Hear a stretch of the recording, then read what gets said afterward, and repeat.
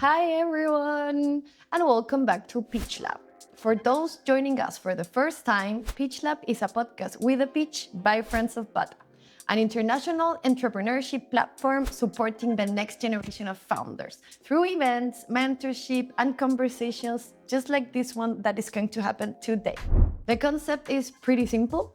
We bring together founders from different industries, countries, backgrounds, and generations, millennials and Gen Z, to explore what it actually takes to build a company today. Not just success stories, of course not, but decisions, challenges, opportunities, and trends shaping the future of entrepreneurship. AI is changing almost every part of how we build companies. We can design faster. We can code faster, we can write faster, market faster, but what actually creates competitive advantages when everyone has access to the same tools? Is AI becoming the builder? Or is it simply making better builders even stronger? To explore that question, I'm joined by two fantastic founders. Sergio, co-founder of 𝗏𝗏𝗏𝗏𝗏𝗏𝗏𝗏𝗏𝗏, with more than a decade helping companies build brands and creative strategies. Sergio is from Peru and he's a friend of mine, so I'm pretty excited to have him join today because I know him very well and he's so smart. And Reza is the founder of Aroma AI. He's from Canada and he has been building AI technology for a long now, even though he's pretty young. This is second or third company already, which is transforming how restaurants communicate with customers and help them sell faster and better.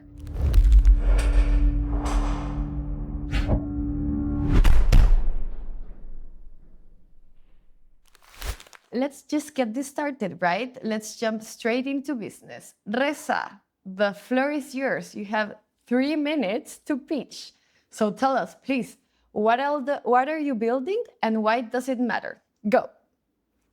Thank you, Valentina. You did a really great job introducing us. I'll start with a restaurant owner named Rob. So Rob owns a small Italian restaurant in Scarborough, and like most independent owners, he's dealing with rising food costs, labor, delivery apps taking their cut, equipment breaking, and everything else that comes with keeping a restaurant profitable. Now imagine it is the bit of a dinner rush. The kitchen is loud, delivery tablets are going off, pickup orders are piling up, and customers are waiting at the counter. And then the phone rings. The staff are not ignoring it because they do not care. They're trying to serve the customers already in front of them. So for Rob, that meant missing somewhere between 15 and 30 calls a day.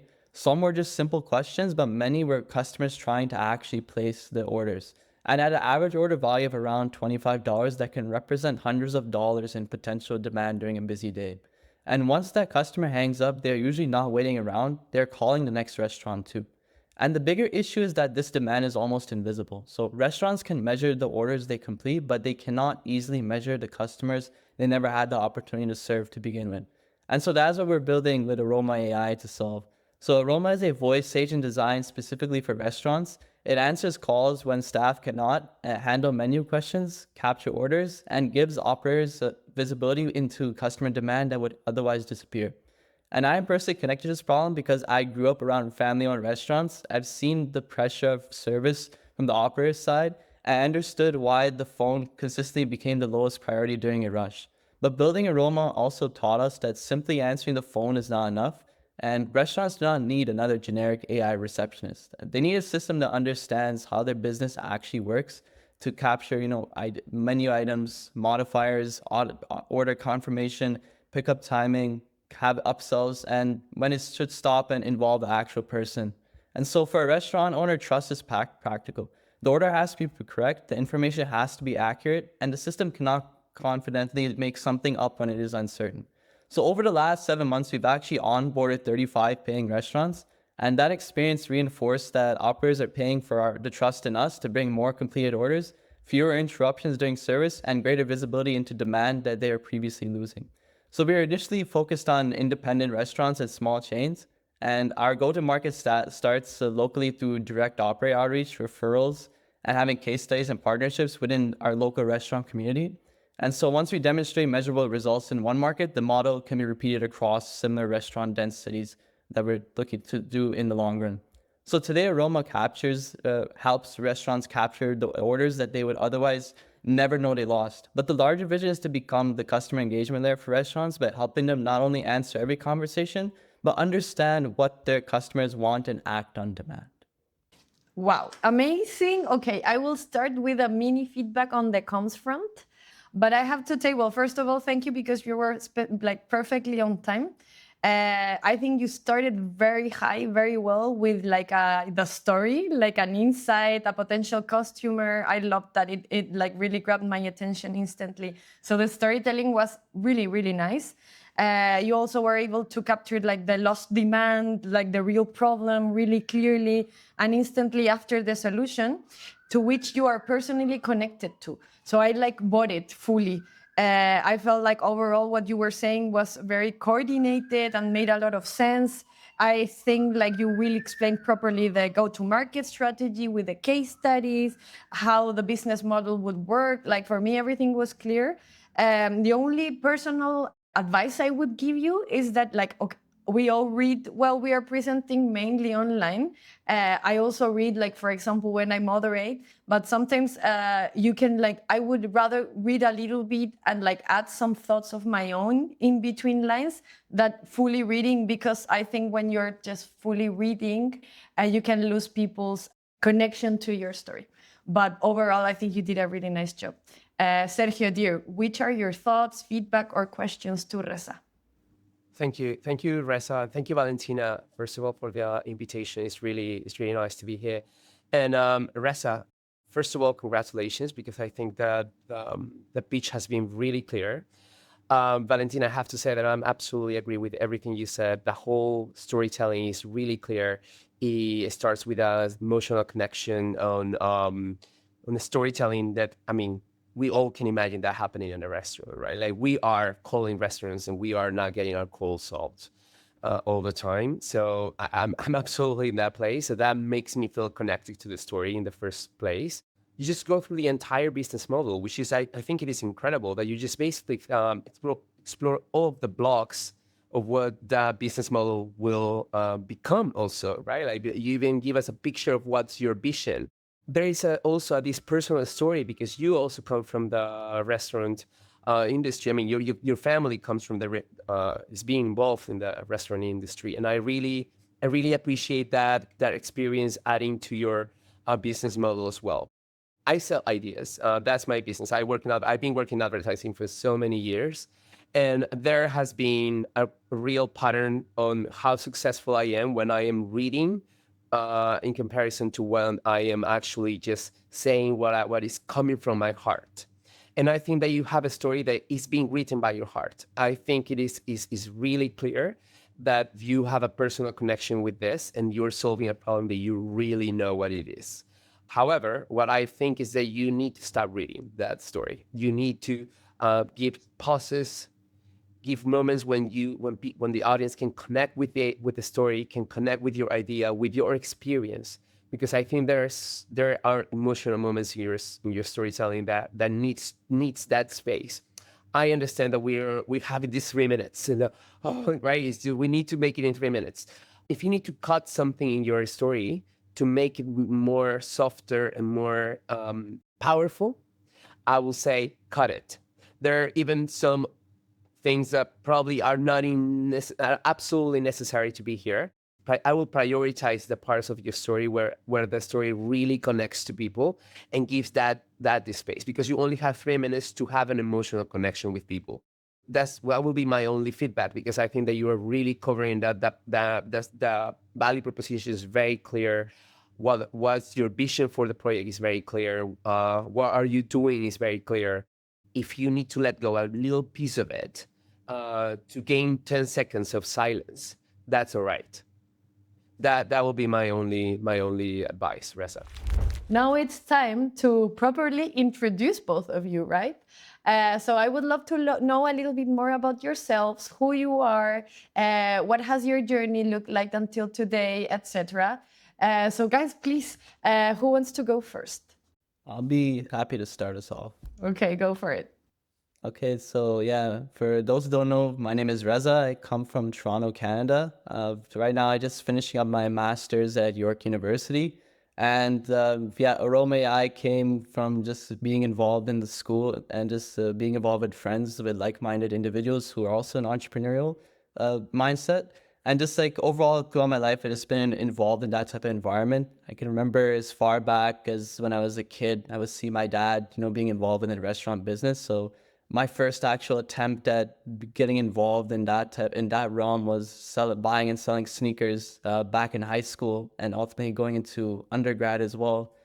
During COVID, it really took off, and that really just like gave me like my first exposure involving managing inventory, sales.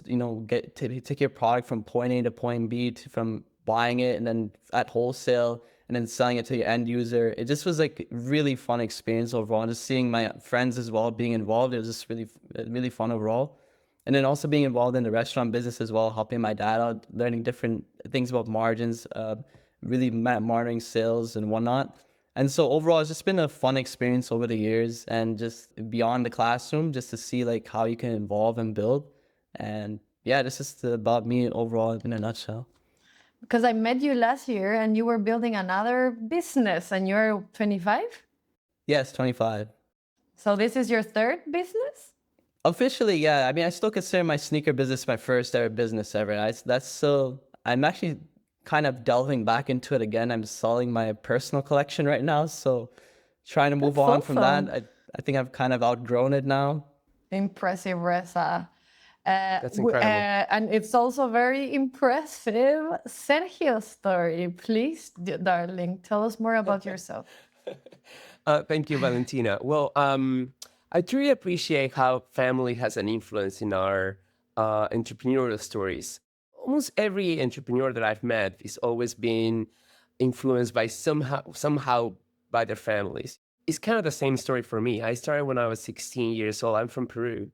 But I lived in so many places now. I'm living in Madrid at the moment. But well, when I was 16, my family didn't have so many resources. And I started just right after school, I started working in an internet cafe. So I ended up teaching myself how to make websites. And at some point, my mom comes and tells me, why don't you transform this into a business? And then somehow I ended up calling companies and say, hey, I make websites, I make websites. And some people listened to me and invited me to projects. And I started working for different small companies. At some point, the company it became an actual company. And I had an agency. It transformed into an advertising agency with the years, and it became actually a very big independent agency in Peru. And it lasts for almost 20 something years. 3 years ago, I decided to close the agency. I spent some time just like trying to figure it out for approximately a year. And 3 years ago, I started consultancy. It's called Nuts and Dots. What I do is I help them to figure out their brand strategy. What do they need to say? How do they need to say it? When do they need to say it? Where do they have to say it? And I'm helping those clients just to figure out how to also navigate the new AI landscape for research, and helping them using AI on their favor. That's basically what I've been doing the last 2 years. Also, just recently I went back to web design. I mean, web development, but now from another perspective, of course, because I'm not actually coding. I'm actually directing code through Cloud Code, and I've been building a couple of products that probably we will talk about a little later. But that's pretty much what I've been doing for my career. Reza, I introduce you to your new mentor because even when I go to drink a beer with Sergio, I learned so much. So thank you also for being my mentor. And I love this part of the conversation because we have never tackled this topic of how the family influences you and your skills. mean, my parents are not entrepreneurs, but my mom likes talking a lot, and my father is super structured and this has a lot of discipline. And literally, that is a reflection. You both know me. Have been working with me. I have both of them inside of me when I work. So interesting for people to identify which skills from their family they are able to adopt and use for being better professionals, right? I found fascinating that although you are both using AI and building around AI, your relationship with AI is very different, right? Reza has been mainly always building with AI products like Aroma AI, as he pitched. And even though, Sergio, have been lately also building AI products, as you were just saying, you spend days helping companies use AI better, right? Through strategy, branding, creativity. Why did you both guys decided to become founders? Because you have been founders all your life. Like, why you decided to take this path instead of corporate, for example? Reza, can you tell us? Yeah, no, for sure. I'll start us off. I think really again going back to family again. I think just when you're engulfed in that environment, you see, like, because like when I see my dad, he never really worked like act for someone. He always worked for himself. He was his own boss, and in a way, he always had freedom of his own time, freedom to do whatever, spend time with us at his own schedule, at his own pace. So I think for me, the having the idea to have your own time and being able to have control over it, because I like to have control over a lot of my things that I like to do in life. And I think a lot of founders that I've talked to over time have had the similar sentiments as well. I think that's what really drove the initial idea for it. And also just like you feel like you have using your mind more across different challenges, and just like you're able to make more decisions that are more critical in your life and that actually have larger impact versus when you're in the office. Your decision only is as big as it's going to be within that specific scenario versus when you actually make it for yourself. And so I see it from that lens as to why I started for my journey. And Sergio, I don't know if you have the similar sentiments as well, but that was kind of like what really took off for me. Yeah. Well, I think I became an entrepreneur before I actually knew what was entrepreneurship itself. Like, it just like, in my case, it just happened because of somehow of necessity. I grew up in Peru. I started building websites in this internet cafe. I was very young. Resources was scarce, and people needed websites. I knew how to make them. I charged for it. So it never felt like actually starting a company. It just felt like covering a need that the market had and I could spot. And with time, I've actually got to some of the same feelings that you have, Reza. Like, I really appreciate how I am the owner of my own time, and I can manage my time however I want. However, I think it's also an illusion. I mean, if it's a double sword, double, how you say it? You know what I mean? Double-edged sword. There you go. So it felt a bit like that because at the same time, it's some sort of a tramp, because you ended up spending a lot of time working, even on Sunday, Saturday, weekends. You are focused on your business. You're trying to make it growth. So yeah, you are the owner of your time, and at the same time, the company is owning you. It is important to understand that, I think, because that will create a balance. When you realize that, it helps you to create a balance between your life and your entrepreneurship experience, which I think is really important to understand. I understand that also in the early stages, you are going to be focused on just building your product, and you're going to be, because you love it and you have this really intense passion for it. But at the same time, it's important that you have a space for not to burn out. So in the end, that's how I decided to start. It was basically based on a necessity, and then it became a business that I really loved. And then it became a moment when I was just like absolutely involved in my career, in my business, and then I just learned how to manage that and balance my life and my company. Looking back, what do you guys think that really shaped your perspective of technology and like AI? I think it was how democratic and exponential felt from the beginning. So I clearly remember getting online for the first time in the 2000s in the middle of a small town, and feeling connected to a world I didn't have access to before. So that was democratic. And I also remember how how after talking with ChatGPT for a few days in 2022, I felt capable of anything, and that makes you feel exponential, right? So I think the internet made me feel connected to opportunities I didn't know how existed, and AI made me feel capable of creating them. So these two moments really changed the way I think about technology. I totally agree with that too. And from my perspective, just over the years, just seeing how technology has evolved, just like from, before when when I was a kid, like, just to go on the websites or whatever the case may be, it was pretty like cut and dry in that sense. But over the years, I started to get more curious and started seeing like how different, you can build different things just like manually, and like learning different like coding languages, for example. And then, like once OpenAI and Anthropic released, Claude and ChatGPT and DeepSeek, all the LLMs came out within, after 2022 and onward. It's just kind of like you saw like a lot of work was solved in a sense. A lot of people could now easily access things that before took a lot of hours to, master and perfect. You kind of could build like a faster starting point, and that really excited me from the beginning. Just from using ChatGPT beyond helping me with my assignments, like what a lot of us would do back in school at the beginning, but seeing my friends as well who would use the LLMs to their advantage, especially within the last year, especially how much has changed. Like before, I know a friend of mine would spend like last summer 5 days just building his own website. And then like I just saw him recently again. He said, "Look, dude, this just took me less than 9 hours to build." So like everything is just changing so quickly, and just like it's hard to adapt at the same time. But overall, this just opened my perspective, just like how much you can build in today's age, and it's never been an easier, better time to become one. But also, like I guess it comes down to how you can differentiate yourself and be unique, because now everyone has access to it, right? So I think that's just So been my very perspective. important what you just said. Thank you. And like basically, we are also going to tackle that how to become distinctive, right? When everyone has access to the same tools. Let's move on with the conversation that AI obviously has completely changed the way founders build. But there's a very important distinction: building with AI versus simply using AI as yet another productivity tool.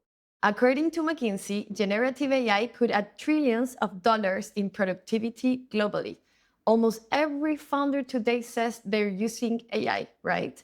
But fewer are actually building businesses where AI sits at the core of the product. I think both of you are. So, what's the real difference, according to both of you, between using AI and building with AI, if there is still one?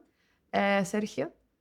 I think that using AI improves the outputs inside an existing process. Building with AI means redesigning the process itself, and there is a real difference there. So if I'm just asking ChatGPT to improve an email, which is basically what 99% of people does, I'm using AI. If I'm redesigning the entire workflow so research, analysis, and decision making happen differently, then I'm building with AI. Also, it's interesting to say that not everyone's gonna jump into building with AI now, because I think that there is this terror on some people especially people that are very competitive, that, oh my God, I'm not building with AI, and that is really and thinking that everyone immediately is gonna jump into building with AI, and that doesn't really work that way. I think that that majority of people are always gonna be, or mostly are gonna be working with AI and like generating things through AI instead of building with AI. Building with AI requires also a few other characteristics, like for example, to understand very well what you want to build, right? Like, what was your proposition? Whatever you are trying to achieve? What is that you're building? Isn't it scary? Sorry, I got a question now that you were talking.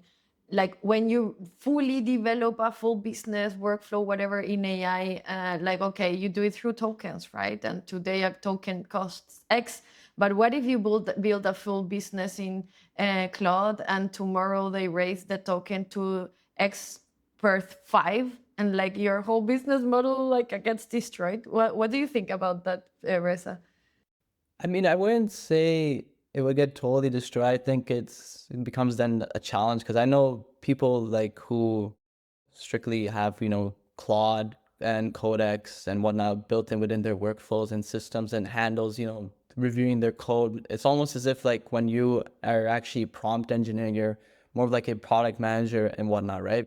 But as that manager, you still have to have, like Sergio was saying, like prior technical knowledge and even technical knowledge you have to learn beforehand. Because there's a lot of things that AI still gets wrong even now. Like whenever you come up with code, it's still going to have like hallucinations and just create AI slop, as people like to say. So I think coming back to obviously, with token usage, I think if you do rely on it too much, obviously your costs are to the roof at that point. So it becomes very hard to become profitable. And so I think that's just a challenge that a lot have to recognize. And I think that is why I think developers still have, value to add as well. You can still have people develop and they'll be able to use the models to optimize them fully in a sense. I might use too many tokens versus someone who I actually know who actually has prior knowledge and has been dealing with LLMs for a long time. I would defer my expertise to them. I think that is like the difference between building with AI and actually using AI, because I think a lot of people still, use AI just to help them like for general questions. Like that's why a lot of people have not really gone beyond chat. They've still haven't really gone to like, learning code or codex, or even like now ChatGPT has work alongside it, which is essentially codex as well.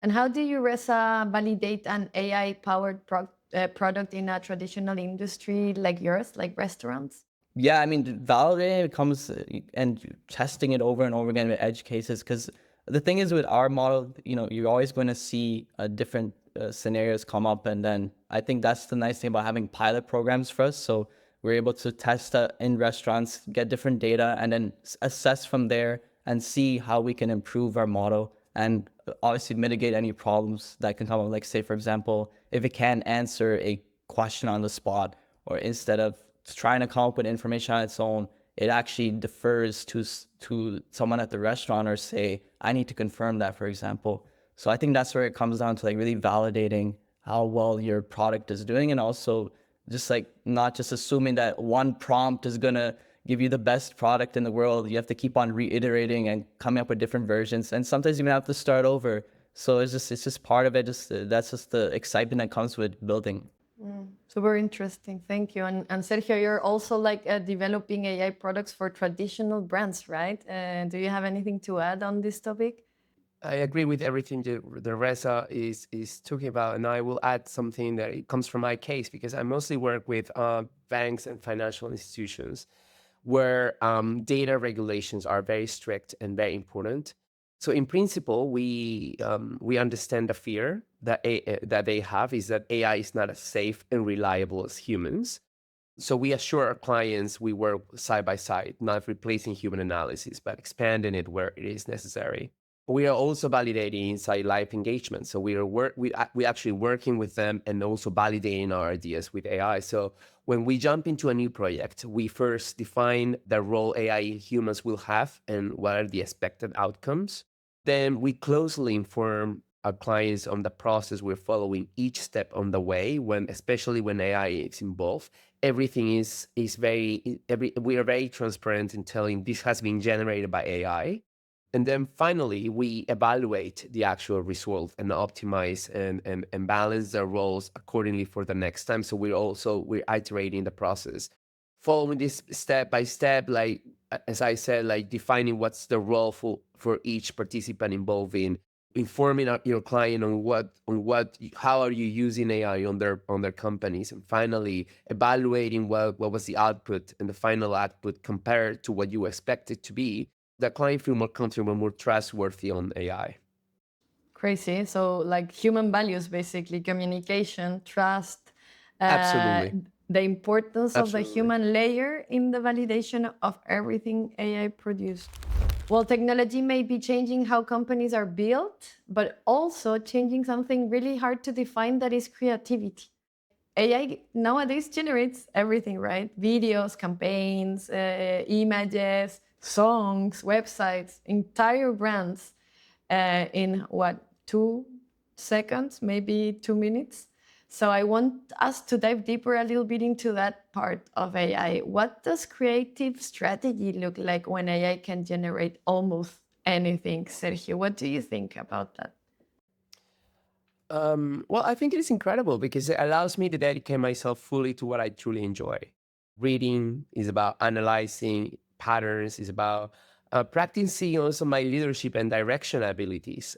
Although I ultimately choose the route we follow, I now have access to a far broader set of choices. And this is because AI efficiently manages and synthesizes vast amounts of data, a task that I simply lack the capacity, the bandwidth to handle on my own. So in this new landscape, developing a strategy feels much more like cultivating an instinct, a refined instinct for identifying what's effective and different, alongside having the dedicated time to execute them, which is really what's allowing me. Because I just to give you an example, if a client asks me for a benchmark on market research, which is something very common for a creative strategy, I will spend probably 1 or 2 weeks just browsing social media, browsing YouTube videos, websites, and stuff, and now that I can do with AI based with an agent in basically a day, and then having those other 2 weeks on just actually figuring out what's behind this, So Do you think then that with AI, marketing, digital marketing is not only getting faster, but also better? well, faster I think is obvious. Bigger, I'm not sure. Better, Better. sorry, better. Don't I'm you not think, sure. like, in Sorry. doing that nitty gritty work of researching and going deeply into finding stuff, you were also developing and using your creativity? Well, some people do, but some other people are just feeling more compelled to just follow whatever AI and copy paste things. So that's a reality, So, and we need to understand that if everyone is asking similar questions to a similar model, average content becomes almost free.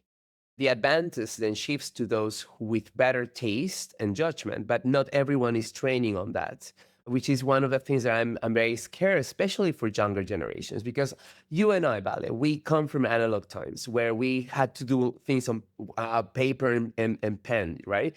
We will write down things. There you go. So we come from that experience. We come from that background. But I've seen a lot of younger generations. I'm sure Reza is not one of them, but many of people are just like copy pasting whatever comes from AI, not even validating if it makes sense or not. That's also the interesting opportunity for many people that you train, or if you just want to copy paste it and you go, but then you're just gonna sound like everyone, like the other 98% people out there. So if you want well, that's okay for you, but it's not my choice.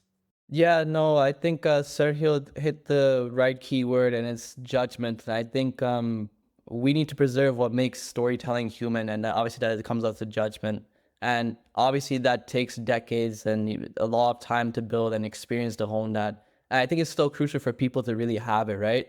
Because I think, again, like Sergio was saying, is if everyone is asking the same questions and also taking it at face value as truth, and then giving it as using those answers in everywhere where they go, then obviously that is now becoming the norm and the new average. So I think in a sense, in a way, people have kind of gotten lazier in the sense that they don't really use their brain as much anymore. They're kind of relying on AI too much, and then kind of we're kind of like regressing in a way.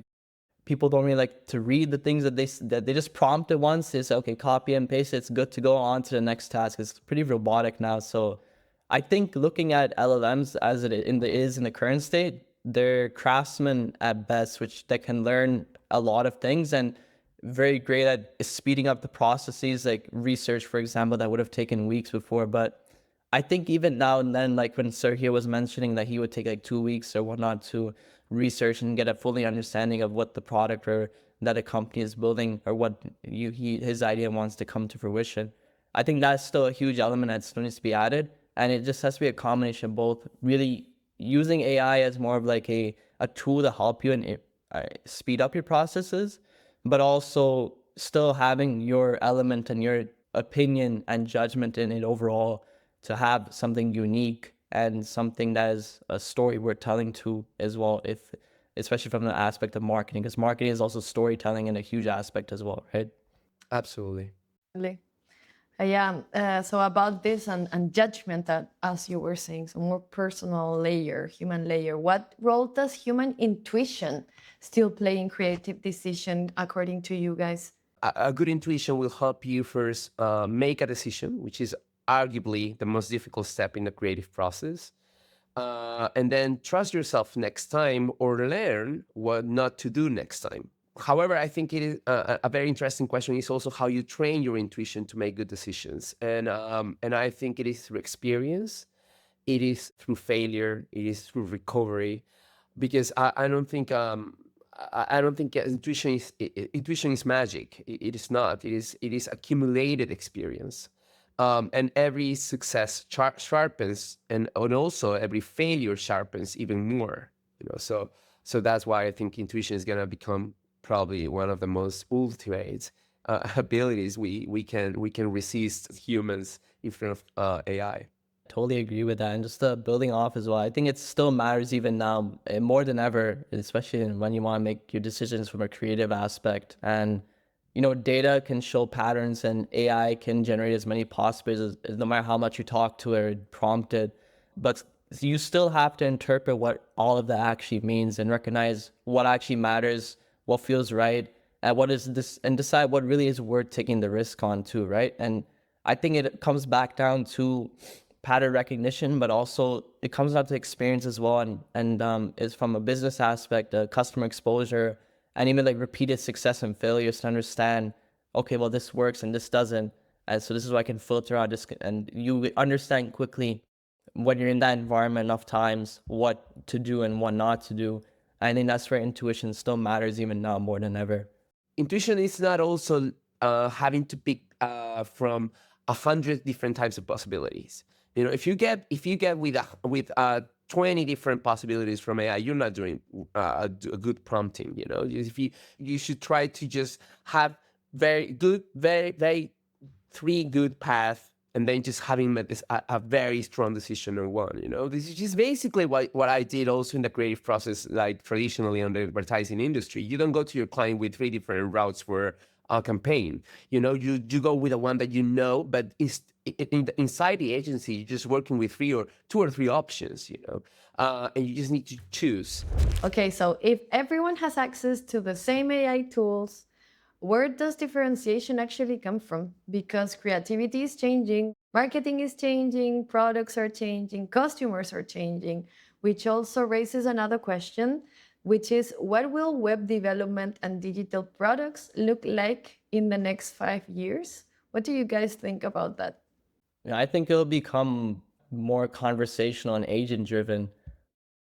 A lot of people I know, who don't even type anymore while they're coding with Claude or Codex. And I know OpenAI released an updated voice model the other day. And I think it's just on a different level right now too. And just people are just talking to it back and forth, having just a conversation. And like the fact that you can just have a conversation and just talk to them and give whatever updates you want, tell it to explain it to you. I think that's what it looks like from the long-term perspective. It's not going to make development become more effortless. Someone still has to understand architecture, security, edge cases, and whether the product is actually solving the right problem. So I think that's why earlier I said that coders are becoming, and like developers are becoming more like product managers in a sense of what they're building. Now you're more so integrating and telling the agent or telling the LLM what to do, what you want it to do, right? Yeah, I think I will spend less time writing code, as Reza said, and more directing software. I totally see what Reza is saying, like we're moving towards a more conversational models on with our AIs, and I've seen myself like being more conversational with my AI lately, which it sounds, to be honest, sometimes it feels very sad. Because sometimes I feel that he's the only person I'm talking to in a day,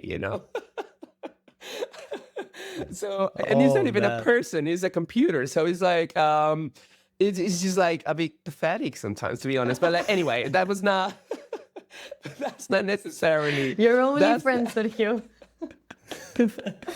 Your only friend. colleague. You and Siri. And yeah, so it's it's getting to a point where it's taking us to a path where, well, first of all, I think that it is the right way, because it's definitely a lot more easier, a lot more productive. It's a lot more efficiently to talk to the AI than instead of typing and typing and typing, and try to put your thoughts into words and put it into an actual computer. We're moving to that direction. I think I'm not a futurologist, whatever. So I'm not that, but I will say that it's almost like it's gonna be more like directing a movie. Like, you will define the story, that behavior, the experience, and AI will build most of it. This also means that we're gonna see a radical change in how cheap it is to build and how expensive it will become to tackle an opportunity. And many times we share the same desires. So if you're capable of spotting them in yourself and validating them with others, then opportunity is born. The coders are going to have to learn as well, because as we know, coders have always been much focused on the computer and creating code, but that's going to be the challenge for them to now go and talk to people, trying to understand what actually people need, instead of just writing code, because that's not going to be so cheap. So I think that will be a very interesting way of seeing how the trends are going to move. But you're both not scared about the little differentiation. You think the brands will still manage to be distinctive?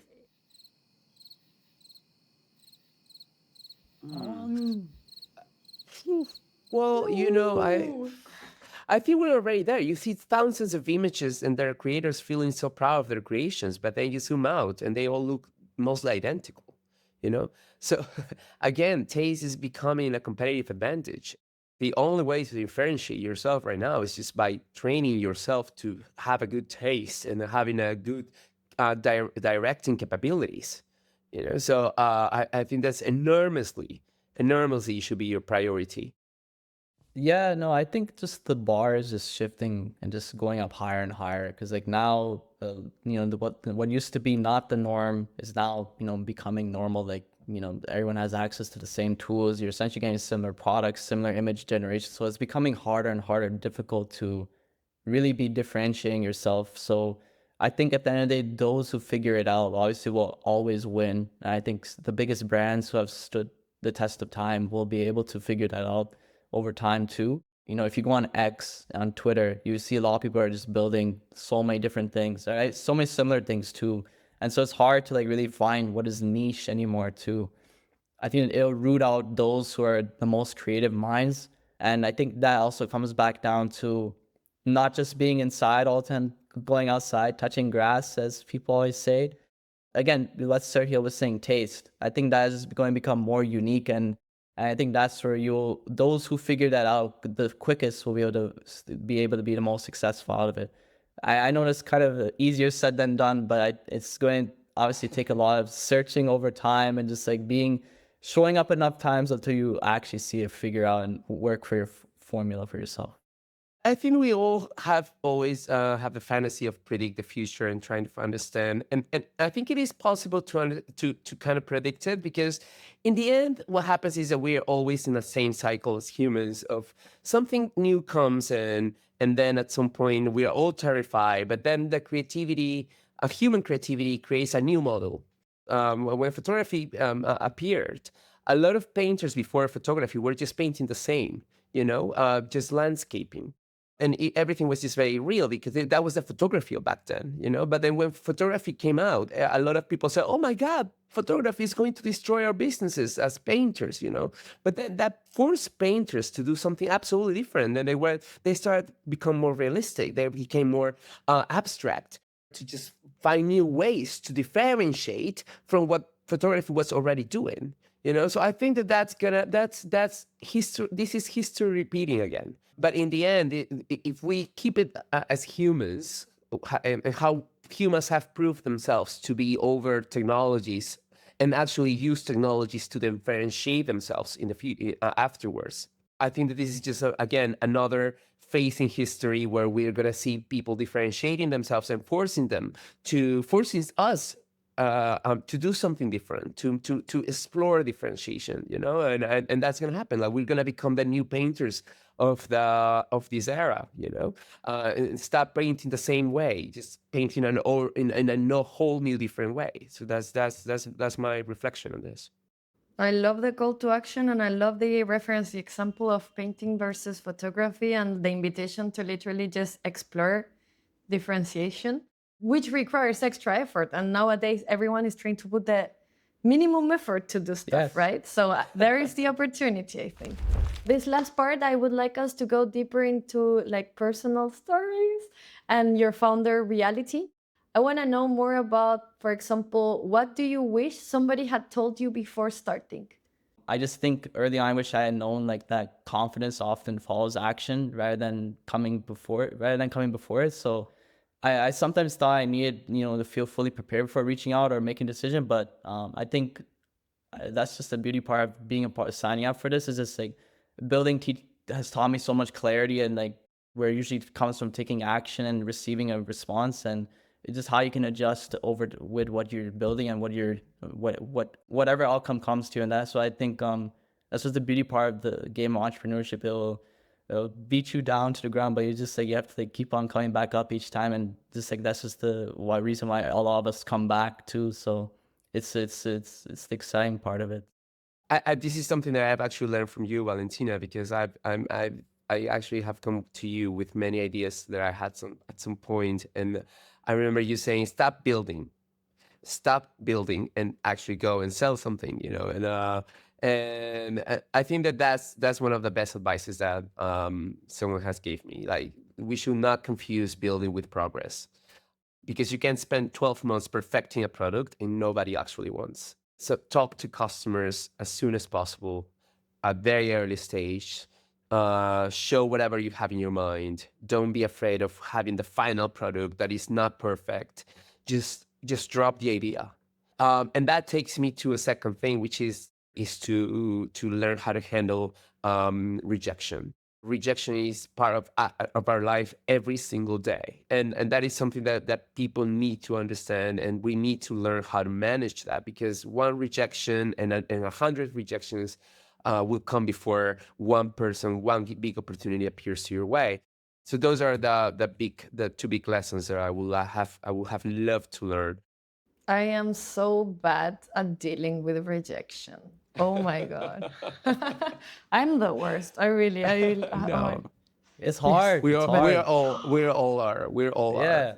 Because So It is annoying. hard. It is I hard. think, if I may add, I think if anyone tells you that like they don't think about any rejection that they deal with, like I can't tell how many times like any lying. founder, yeah, they're lying. Like if you're up at 3 a.m. and not thinking, oh, if this is gonna work, or there's a big meeting you have with a potential client, and they said no, and like you're looping back in that conversation like late at night in your bed, like it's part of it. And like again, you learn it, and you just have to put one foot forward and keep on moving. I mean, it's easier said than done, but I tell that myself all the time. So, because I can't tell you how many times people have rejected this idea within the last 7-8 months.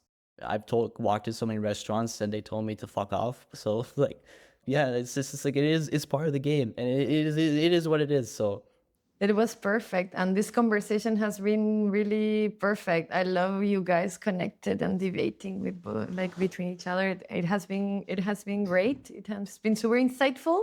Unfortunately, we are running out of time, so Oh, no. we need to do another second episode with both of you to I would talk love about to. rejection and deeper into AI. But for the time being, unfortunately, we need to start wrapping up. It has been a pleasure to talk with both of you. And if I had to summarize today's conversation with a few ideas that really stood out, I would say obviously that AI is becoming one of the most powerful tools founders have ever had. But don't forget, please, always to add your human layer to it. Otherwise, everything starts looking so stupid. And I feel like seniors and people who were working before the era of AI are so good at spotting AI in 1 second, and that you can immediately get rejected. So please be careful. Competitive advantage doesn't come from having access to AI, right? We discussed that as well. But by understanding how to become different and how to think in a different way. technology becomes more accessible, creativity, judgment, and strategic thinking become even more valuable. And the founders who stand out won't necessarily be the ones that build the most with AI. They'll be the ones solving the most meaningful problems.